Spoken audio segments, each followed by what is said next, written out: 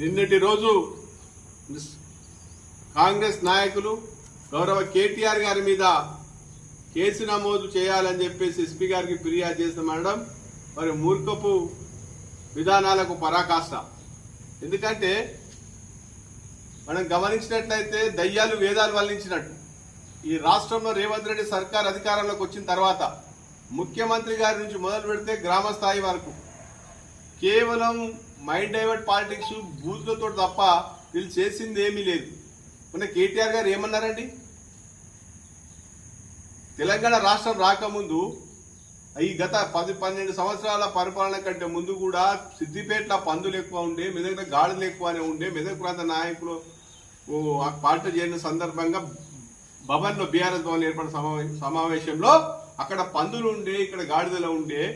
అట్లాంటిది తెలంగాణ రాష్ట్రం వచ్చిన తర్వాత మంచిగా 2 డివైడర్ తోటి బటర్ఫ్లై లైట్లతోటి మెదకంతా ఒక అద్భుతమైనటువంటి రీతిలో అభివృద్ధి అయింది. అట్లా కలెక్టరేట్, ఇటు ఎస్పీ ఆఫీసు, మరి మెడికల్ కళాశాల, అదేవిధంగా మాతా శిశు సంరక్షణ కేంద్రము, ఇట్లా ఒక రకమైనటువంటి రూపాంతరం చెందింది. మెదక్ అన్ని రంగాల అభివృద్ధి చెందిందని మాట్లాడుతూ మరి ఇట్లా వారు ఇంకా కొన్ని గాడిదలు ఉన్నాయన్న మాట మాట్లాడే సందర్భానుసారం దాన్ని కూడా పూర్తిగా మంచిగా ఇంకా అభివృద్ధి చేసుకోవాలని దిశగా వాళ్ళు మాట్లాడితే ఈ కాంగ్రెస్ నాయకులకు ఒకటి అలవాటు అయిపోయింది.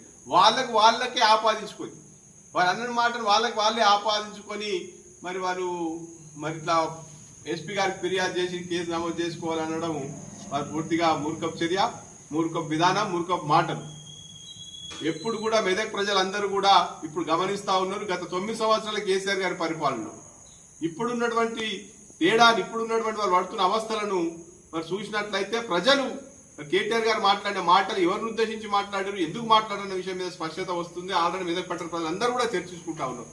వసతులు లేదు, అంత మంచి హాస్పిటల్ మాతా శిశు సంరక్షణ కేంద్రంలో నెలకు 350 డెలివరీలు అవుతా ఉండే. అద్భుతమైన రీతిలో వారి హాస్పిటల్ తీర్చిదిద్దబడ్డది. ఇలా చూడుకు అక్కడ పోతే పూర్తి కనీస అవసరాలు కనుమరుగయ్యే పరిస్థితి ఉన్నది. హాస్టల్లో పిల్లలు నానా కోసపడతా ఉన్నారు.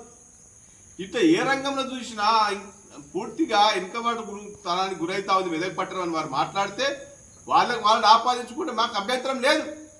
కానీ ప్రజలకు ఆపాదించారు చూడు, తప్పుడు చర్య, తప్పుడు మాటలు మాట్లాడడం మీ కాంగ్రెస్ పార్టీకి అలవాటే అని చెప్పేసి మరి వాళ్ళని ఆపాదించడం వల్ల జనాలు అనుకుంటా ఉన్నారు. నిన్న మాట్లాడుతున్నారు కాంగ్రెస్ నాయకులు.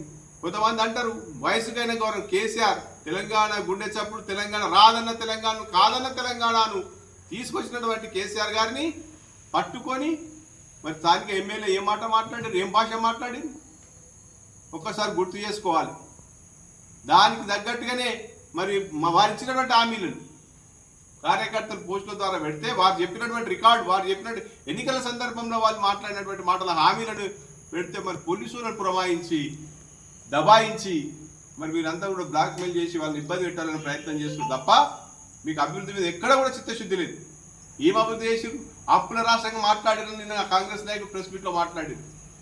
తెలంగాణ రాష్ట్రం వచ్చిన తర్వాత 9 సంవత్సరాల కాలంలో 4,24,000 కోట్ల రూపాయలు అప్పు ఉన్నమాట వాస్తవం, అప్పు అయినమాట వాస్తవం. కానీ ఒక్కటి గుర్తుపెట్టుకోవాలి కాంగ్రెస్ నాయకులు, రాష్ట్రంలో 33 రాష్ట్రాల్లో కూడా కొత్తగా ఏర్పడిన అన్ని జిల్లాల్లో కూడా కలెక్టరేట్, ఎస్పీ భవనాలు, హాస్పిటల్స్ అప్గ్రేడ్ చేయడం కావచ్చు, వందలాది సంక్షేమ ఆస్తులు పెట్టడం కావచ్చు, హరితహారం కావచ్చు, Kalyana Lakshmi, KCR kit, Rythu Bandhu, free current, ఇట్లా రైతులకు కూడా ఉచిత విద్యుత్, అన్ని రకాల కార్యక్రమాలు చేస్తే 4,80,000 కోట్ల అప్రూవ్ అయినది. కానీ అభివృద్ధి ఆకాశమంతా అభివృద్ధి అయిందన్న విషయాన్ని మీరు మర్చిపోదు.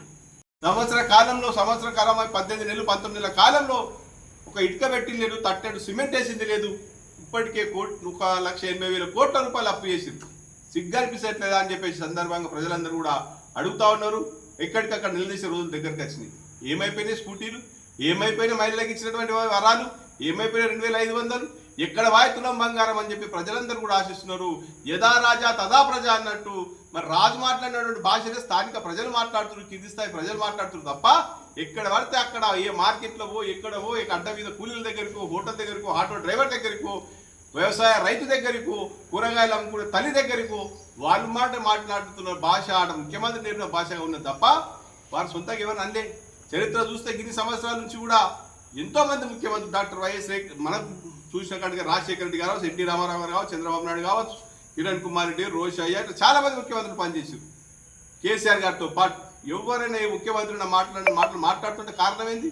వారు నేర్పిన భాష, వారు నేర్పుతున్నటువంటి పద్ధతులను మరి ప్రజలు కూడా అట్లా తప్పుడు లేకుండా అసలు విపరీతమైనటువంటి మరి బూతు భాషను ముఖ్యమంత్రి గారు మాట్లాడుతున్నారు కాబట్టి అటువంటి చర్యలు పని చేయలేని, ప్రజలకు ఉపయోగపడలేని పని చేస్తలేడు కాబట్టి, ఉపయోగపడే పనులు చేస్తలేడు కాబట్టి ప్రజలు ఆ విధంగా మాట్లాడుతున్న విషయాన్ని ఈ కాంగ్రెస్ నాయకులు సోయి తెచ్చుకోవాలి. మాట్లాడదాం, తప్పకుండా ఎక్కడ పడితే అక్కడ చర్చకు సిద్ధం. 9 సంవత్సరాల కేసీఆర్ గారి పరిపాలనలో ఈ 19 నెలల కాలంలో ఈ కాంగ్రెస్ పార్టీ చేసినటువంటి అభివృద్ధి మెదక్ నియోజకవర్గంలో కావచ్చు, పట్టణంలో కావచ్చు, రాష్ట్ర స్థాయిలో కావచ్చు, ఎక్కడంటే అక్కడ అన్ని స్థాయిలో కూడా బీఆర్ఎస్ పార్టీ శ్రేణులందరం కూడా సిద్ధంగా ఉన్నాం. ఆ చర్చకు సిద్ధంగా తప్ప కానీ ఏదో మైండ్ డైవర్ట్ పాలిటిక్స్ లో భాగంగా ఇక్కడ జరిగినటువంటి విషయాలను మెదక్ ప్రజలలో ఆదరణ కోల్పోయి బీఆర్ఎస్ పార్టీ మీద బురద జల్లే కార్యక్రమం ఇది ప్రజలనేమో అన్నారు అని చెప్పేసి వెకిలి మాట్లాడితే ఎవ్వరు కూడా నమ్మే పరిస్థితి లేరు.